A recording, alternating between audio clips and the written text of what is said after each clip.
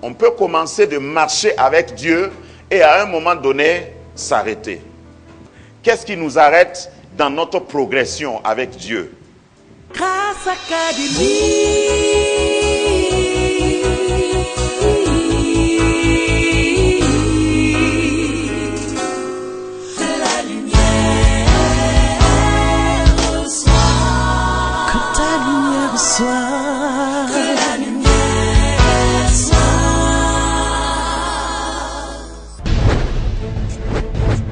Je ne suis pas de ceux qui prêchent un évangile de malheur.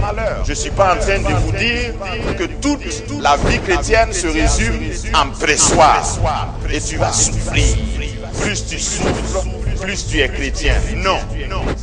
Il y a quelque chose en toi que les gens ne vont pas découvrir.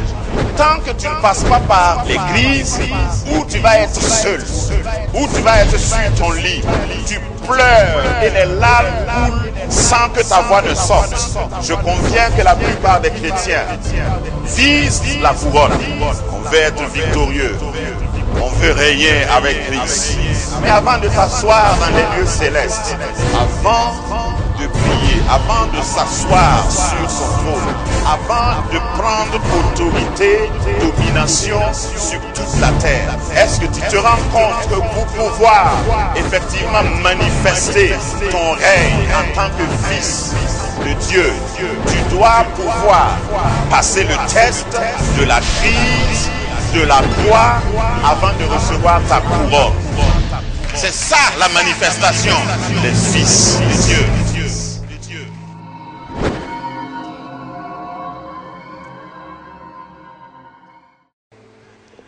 Hébreux chapitre 12.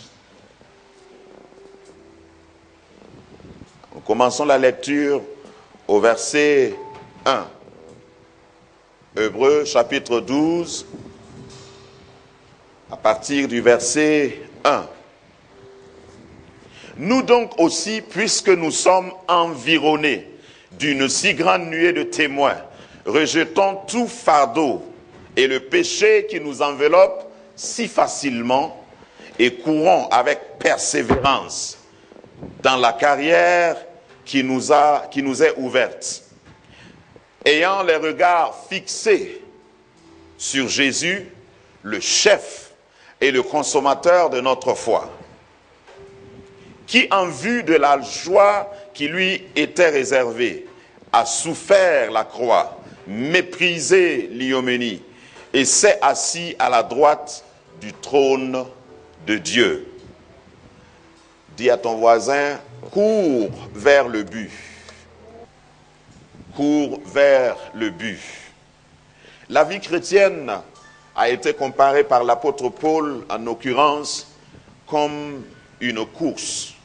C'est l'apôtre Paul, vers la fin de sa vie, d'ailleurs, qui dira, j'ai combattu le bon combat, j'ai achevé la course. Les bonnes versions disent, j'ai achevé ma course, parce que ma course est différente de ta course. J'ai gardé la foi. Désormais, une couronne m'est réservée. Elle n'est pas réservée à moi seulement, mais à tous ceux qui ont aimé son apparition. Lorsque tu nais de nouveau, selon le thème de l'année pour cette chapelle, tu dois manifester, tu dois révéler la gloire de Dieu. Lorsque tu nais de nouveau, tu es en même temps recruté dans une armée pour combattre, pour établir l'ordre, pour instaurer la loi de Dieu et pour représenter Dieu. C'est à cause de cela que depuis ta conversion, Dieu ne t'a pas enlevé. Quels sont ceux qui savent qu'il fait bon vivre au ciel plus qu'ici? Et quels sont ceux qui sont sûrs que Dieu les aime? Alors s'il vous aime, pourquoi il vous a laissé ici? La raison pour laquelle il vous a laissé ici, c'est justement parce qu'il y a une course dans laquelle tu es engagé. Ce n'est pas une course de compétition, ce n'est pas une course de vitesse. Dans la suite du message, je vais établir cela. C'est une course qui est destiné. Le passage que nous venons de lire nous dit qu'une carrière est ouverte devant chacun de nous. Et il est question d'abord d'une nuée de témoins. L'auteur de l'épître aux Hébreux, beaucoup suggèrent que c'est l'apôtre Paul, mais on ne connaît pas son auteur, il ne s'est pas présenté. Mais au chapitre 11, il a dépeint ce que beaucoup appellent le monument des héros. C'est comme sur une stèle. C'est comme s'il a construit, il a érigé une stèle et il a écrit dessus tous les héros de la foi. Et je voudrais que vous m'aidiez à citer certains héros de la foi qui sont mentionnés dans Hébreux chapitre 11. Qui a un nom en tête? Abraham, le père de la foi. Moïse. Enoch. Noé. Jacob. Josué. Abel. Sarah. Rahab. Moïse. Ok. Je vois que personne n'a écrit son nom. Personne n'a dit Emmanuel. Au fait, la liste n'est pas close. Moi, j'ai mis mon nom en bas, dans ma Bible. Mais si on cite ces témoins, c'est parce qu'ils sont déjà passés. Et ces témoins, j'ai toujours eu l'imagination, en lisant Hébreux chapitre 11, que ces témoins sont autour, ou sur un balcon quelque part dans le ciel, et ils nous regardent. Chaque jour, Abraham et toute sa famille sont là en train de nous regarder. Et quand Kumson sort de sa maison, Abraham et toute sa maison, tous ses enfants sont en train de le regarder. Quand je suis en train de prêcher, ils sont en train de me regarder. Quand je traverse des épreuves, ils sont en train de me regarder. Est-ce que vous pouvez imaginer qui nous regarde plus quand nous nous plaignons? Job, Jérémie, qui? Quand tu te couches, tu es là. Moi-même, je ne comprends pas le Seigneur. Qu'est-ce qu'il dit? J'ai prié, prié. Qui est en train de te regarder? Jérémie. Et quand nous sommes en train de nous plaindre, l'œuvre de Dieu là même, c'est difficile.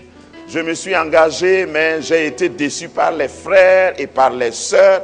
Qui nous regarde dans ce moment? Paul, Moïse. Et n'oubliez pas Néhémie. Quand j'ai des enfants difficiles, des enfants qui ne sont pas soumis, qui est en train de me regarder? Jacob. Vous voyez que nous avons une grande nuée de témoins. Et si je suis jeune et la vie chrétienne est très difficile, il y a la tentation, il y a la convoitise. Qui me regarde? Et imaginez tout ce que ces personnes nous disent dans ces circonstances. Par extrapolation, quand je lis Hébreux chapitre 11, je pense que le jugement de Dieu ne sera pas difficile. Non. Puisque nous allons comparaître, pas pour être jugés en tant que tel, mais pour être récompensés. Lorsque quelqu'un, pas de Grâce Académie, mais lorsque un jeune va se présenter et dire: oh Seigneur, toi-même tu sais que je t'aimais. Je voulais vraiment te servir. Mais le quartier dans lequel je vivais était corrompu. Je n'ai pas pu résister à la tentation charnelle. Seigneur, sinon tu sais que dans mon cœur, là, toi et moi, qui va prendre la parole? Je suppose dans mon imagination que Dieu n'aura même pas besoin de parler. Jésus n'aura pas besoin de parler. Quand tu vas commencer à te plaindre comme ça, peut-être que Jésus va regarder Joseph et Joseph va se mettre debout et avancer et dire: tu as dit quoi? Il faut répéter ce que tu as dit là, je vais entendre. Parce que lui, il a traversé ça. C'est un témoin. Et la Bible dit qu'il est là-bas, il te regarde. Peut-être que tu es veuve, peut-être que tu es orphelin, peut-être... Qu'est-ce que tu peux citer? Quelle situation peux-tu citer qui n'est pas dans la Bible? Si tu as le courage, il faut le citer et puis on va chercher ensemble. Parce que je m'adresse à quelqu'un en particulier ce matin. Nous tous, puisque nous sommes environnés d'une si grande nuée de témoins, oh, ne pense pas qu'ils sont absents. Les héros de la foi sont là et ils sont en train de nous regarder. Et pendant que je prêche, j'imagine qu'ils sont partout en train de nous regarder. Et ils sont en train de se dire, aujourd'hui là on parle de nous. Ils te regardent. Nous sommes environnés d'une grande nuée de témoins. Et si ces témoins ont remporté la victoire, tu as une course, il y a une carrière qui est ouverte devant toi.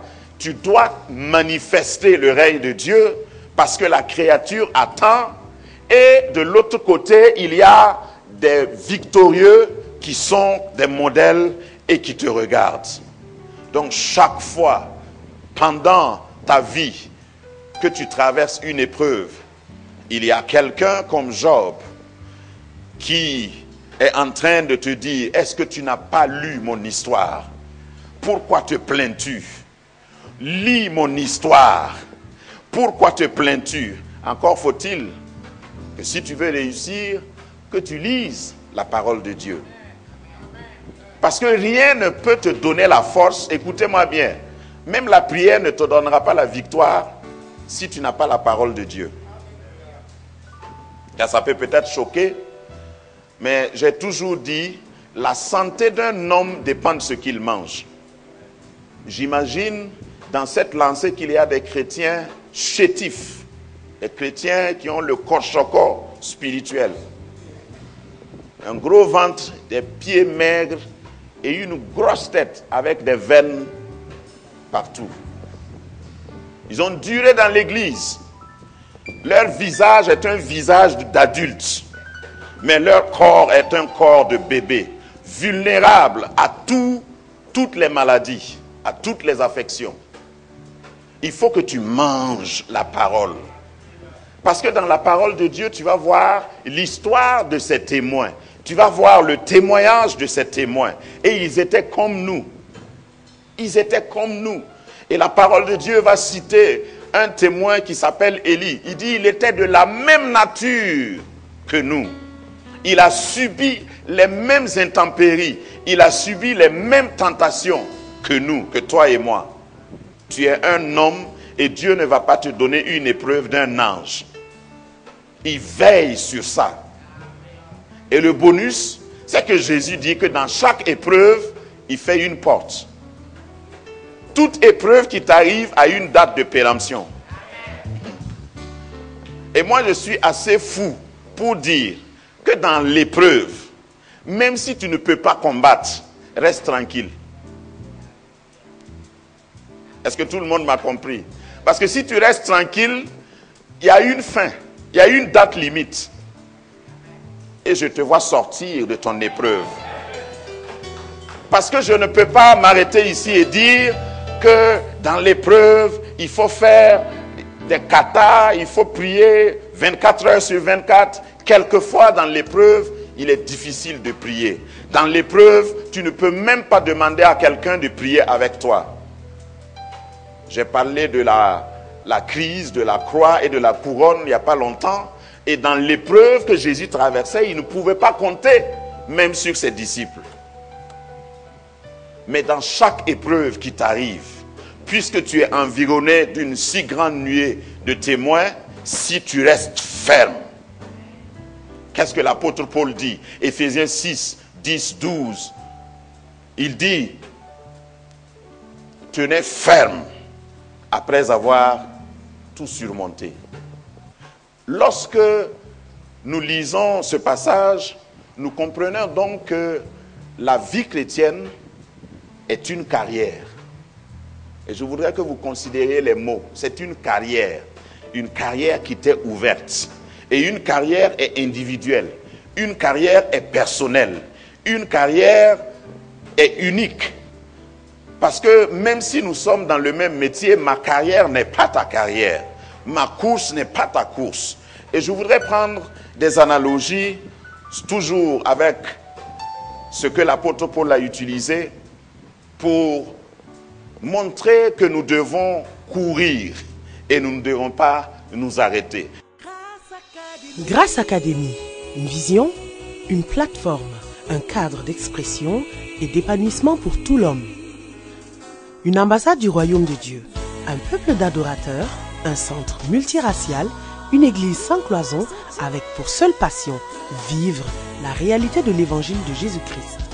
Grâce Académie, une voix prophétique et une vision pour sa génération. Situé à Ouagadougou, à 700 mètres de l'ambassade des États-Unis, côté Est. Grâce Académie.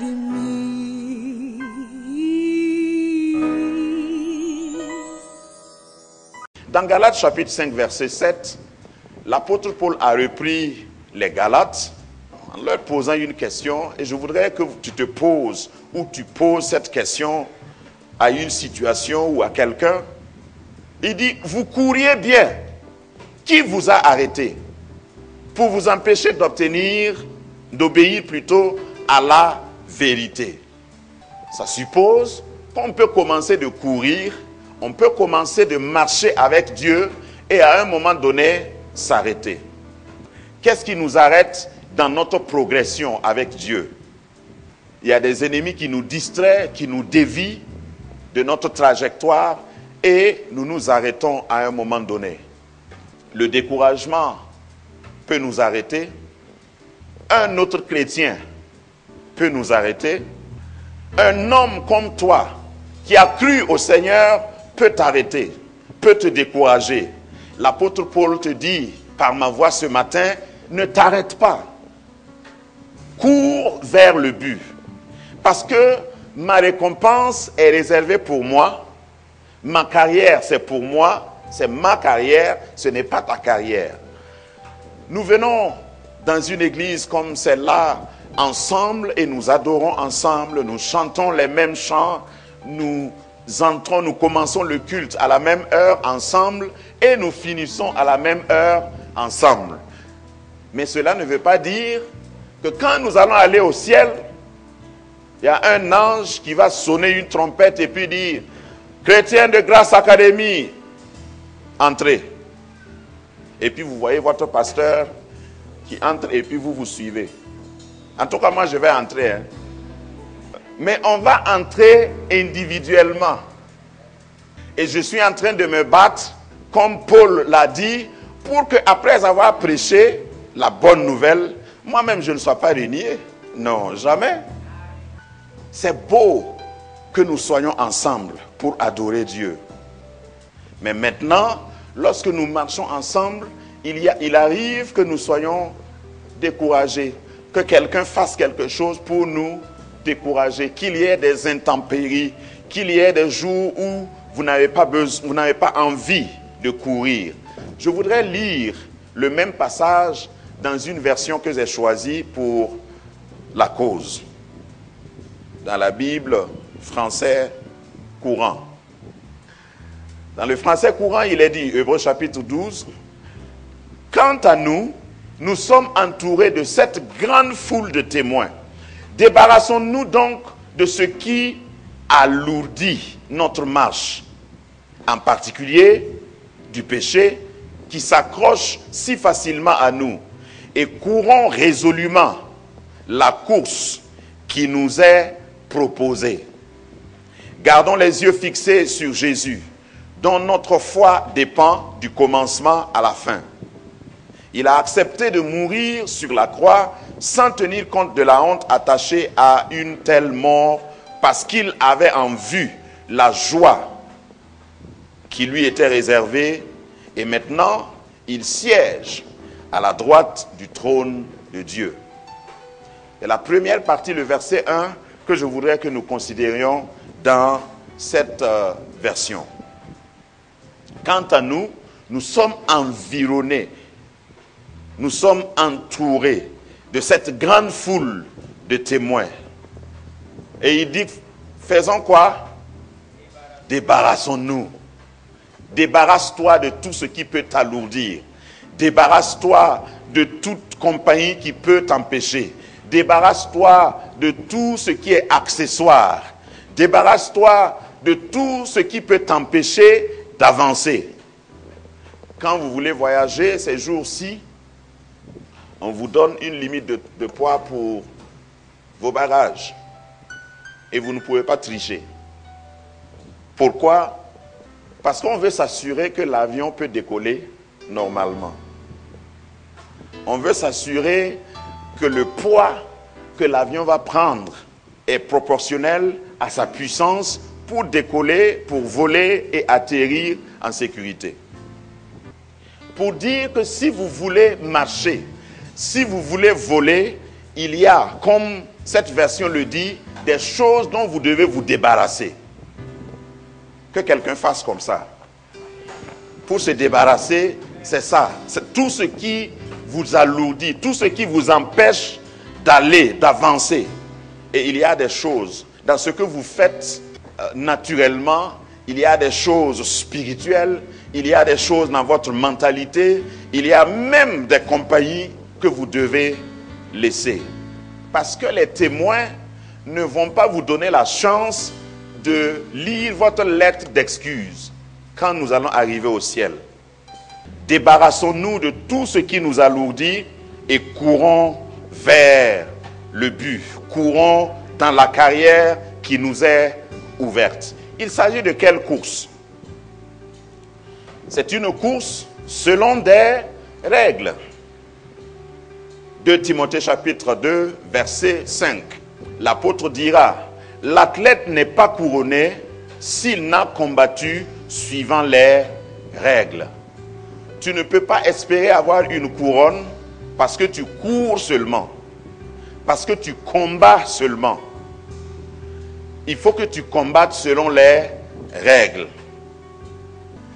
Et ces règles ont comme base l'amour, la charité. Combat selon les règles. Par exemple, si tu es dans une église et que tu es appelé, je vais parler de la carrière tout à l'heure, mais si tu es appelé à un ministère particulier, chaque ministère a ses règles. Et tu dois combattre selon les règles. Il y a des moments où, lorsque tu veux servir, tu es obligé de te soumettre à une autorité, à suivre les règles qui ont été établies. Vous ne pouvez pas combattre en disant comme certains chrétiens, moi c'est Dieu que je sers, je m'en fous des gens. Parce que Dieu travaille avec les gens. Quelqu'un qui lève la main et dit, Dieu m'a appelé à son œuvre. Mais je dois travailler seul. Je vais aller sur une montagne et je vais me construire une tente là-bas et je vais servir Dieu. C'est quel service? Chaque fois que Dieu demande à quelqu'un de faire quelque chose, il y a des gens qui sont impliqués. Tu es envoyé auprès des gens ou tu es envoyé avec des gens. Dans tous les cas, tu auras affaire à des gens. Et tu ne peux pas te débarrasser des gens lorsque tu veux servir Dieu. Et si tu dois travailler avec d'autres personnes, c'est possible que tu sois blessé. C'est possible que tu sois découragé.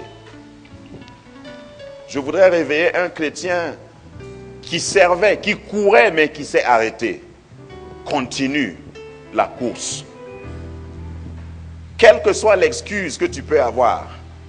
Parce que j'ai entendu des chrétiens dire, je courais, je travaillais, je servais Dieu de tout mon cœur. Mais on m'a déçu. On m'a blessé. C'est pourquoi je me suis assis. Ne t'assois pas. Il n'y a pas de récompense pour celui qui s'arrête. Dans le monde entier, j'ai voyagé quand même un peu. Je n'ai jamais vu un monument dans un pays où on a dressé et on dit monument aux perdants. Monument dédié aux perdants. Ça n'existe pas. Il y a des monuments qui ont été érigés et ces monuments ont été érigés en l'honneur de quelqu'un qui n'est plus. Quelqu'un qui a combattu. Et pendant qu'il combattait, personne ne s'occupait de lui. Personne ne le connaissait. Mais quand ils disparaissent, quand ils quittent ce monde, le monde se rappelle de ces personnes. Donc, ce n'est même pas parce que quelqu'un ne te remarque pas que tu dois t'arrêter. Ce n'est même pas parce que le pasteur ne te remarque pas que tu dois t'arrêter. Cours vers le but.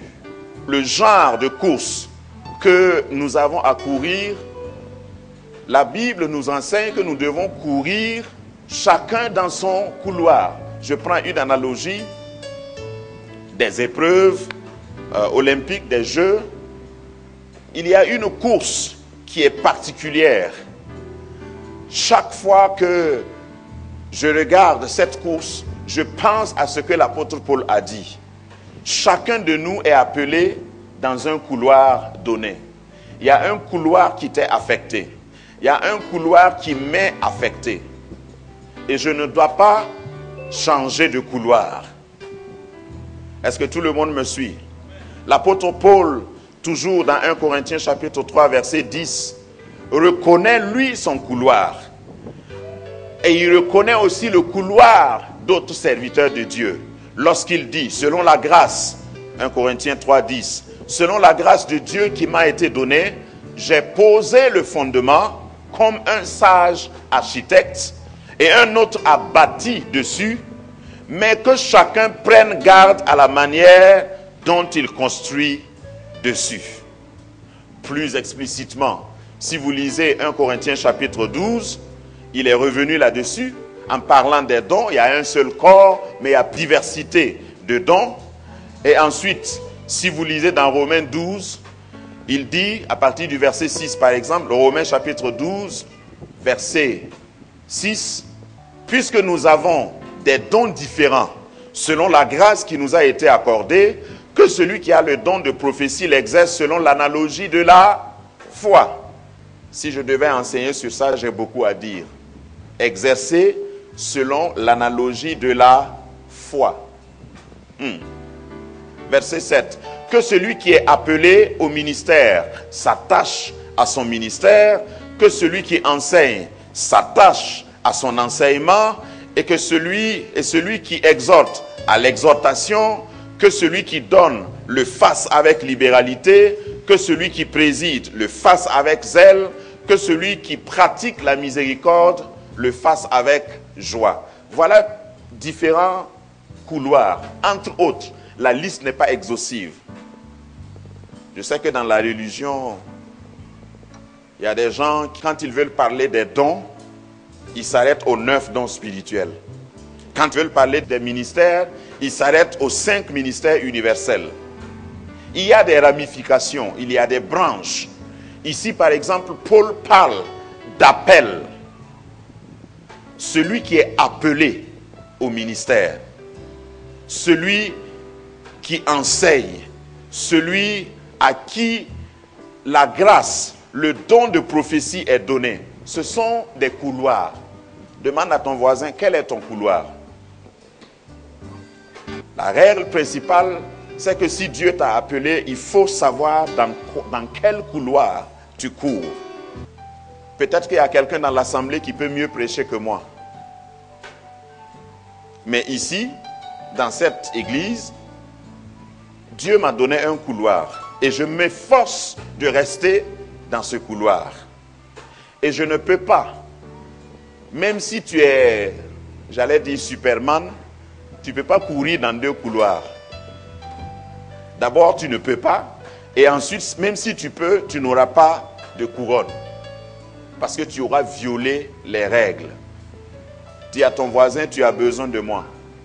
Je suis dans un couloir, mais j'ai besoin des autres qui sont dans les autres couloirs pour que nous puissions arriver ensemble, pour que la course soit totale. Mais ce n'est pas une compétition. Ce n'est pas qui arrivera le premier. La différence, c'est que tu as un couloir, mais dans ton couloir, Dieu te juge selon ta fidélité et selon l'appel qu'il t'a donné. Et si tu es ici et tu n'as pas d'appel, c'est qu'après le culte, là, toi, tu ne dois pas partir. Si tu ne sais pas à quoi Dieu t'a appelé, si tu es sauvé, il y a un couloir qui t'est destiné. Il y a une carrière qui t'est ouverte. Vous savez, le Dieu de la Bible n'aime pas les pertes. Même s'il te donne quelque chose, il attend un retour d'investissement. Dieu ne peut jamais te bénir pour que tu sois béni seulement. Quand il te bénit, c'est pour que tu sois utile. Si tu ne crois pas, demande à Abraham. Il a dit à Abraham, je te bénirai et je ferai de toi une bénédiction. Pour les autres, je ferai de toi le père d'une multitude. Donc tout ce que tu as reçu, si c'est un talent, si c'est une qualification, Dieu t'a donné cela pour que tu puisses l'utiliser pour sa gloire, pour son œuvre. Cours vers le but. Marche dans la carrière qui t'est ouverte. Ne cherche pas à te concurrencer avec quelqu'un, mais fidélité, c'est la règle dans ton couloir. Si Dieu t'a appelé à consoler les gens, à rendre visite aux gens, ne cherche pas des photographes, ne cherche pas qu'on projette ça dans l'église. Ça va être dans le secret. Tu le fais, mais Dieu regarde ta fidélité. Peut-être qu'une femme est ici et Dieu t'a placé à côté d'un homme qu'il a appelé ou à qui il a confié une grande et importante mission. Et ton rôle, ton couloir, c'est d'être à côté de cet homme pour lui dire, tu peux pas parler de découragement maintenant. Il faut que tu avances. Il faut que tu continues la route. Peut-être que tu ne seras pas cité en public, mais Dieu qui regarde ta fidélité va te donner ta récompense. L'apôtre Paul dit, Philippiens 3,14, je cours vers le but pour remporter le prix de la vocation céleste de Dieu en Jésus-Christ. Continue de courir. Cours toujours vers le but. Et aide-moi à terminer. Dis à ton voisin, tu n'es pas encore arrivé. Donc ne t'arrête pas. Je sais que pour certains d'entre nous, nous sommes presque arrivés. Mais ce qui est merveilleux, pour tous ceux qui courent, quand ils vont arriver, ils vont savoir. Quand ils vont être presque là, ils vont savoir. Puisque l'apôtre Paul le savait. À la fin de sa vie, il dira, je sers maintenant de libation. Et l'image qu'il a employée, c'est que dans le sanctuaire, lorsqu'on offrait l'offrande de libation, on versait une goutte à la fois. L'offrande de libation est toujours une offrande liquide. Et on verse une goutte à la fois, en faisant le tour de l'autel. Quand il dit je sers de libation, c'est que tout est presque fini. Je suis en train d'être vidé de toute mon essence. Et il dit, la fin approche. J'ai combattu le bon combat. J'ai achevé ma course. Je n'ai pas achevé ta course. J'ai achevé la mienne, ma course. Donc tu as une course. La couronne de justice m'est réservée. Oh, il y a une couronne qui porte ton nom. Il y a une couronne qui est déjà prête et qui t'attend. Mais tu ne peux pas prendre cette couronne tant que tu n'as pas achevé la course. Marche, je te dis, marche et ne t'arrête pas. Grâce Académie.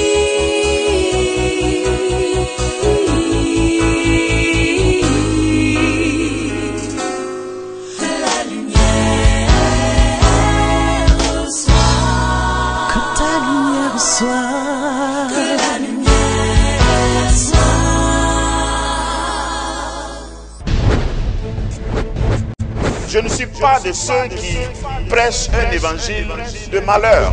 Je ne suis pas en train de vous dire que toute la vie chrétienne se résume en pressoir. Et tu vas souffrir. Plus tu souffres, plus tu es chrétien. Non. Il y a quelque chose en toi que les gens ne vont pas découvrir. Tant que tu ne passes pas par l'église où tu vas être seul, où tu vas être sur ton lit, pleures et les larmes coulent sans que ta voix ne sorte. Je conviens que la plupart des chrétiens visent la couronne. On veut être victorieux. On veut régner avec Christ. Mais avant de t'asseoir dans les lieux célestes, avant de prier, avant de s'asseoir sur son trône, avant de prendre autorité, domination sur toute la terre, est-ce que tu te rends compte que pour pouvoir effectivement manifester ton règne en tant que fils de Dieu, tu dois pouvoir passer le test de la crise, de la croix, avant de recevoir ta couronne. C'est ça la manifestation des fils de Dieu.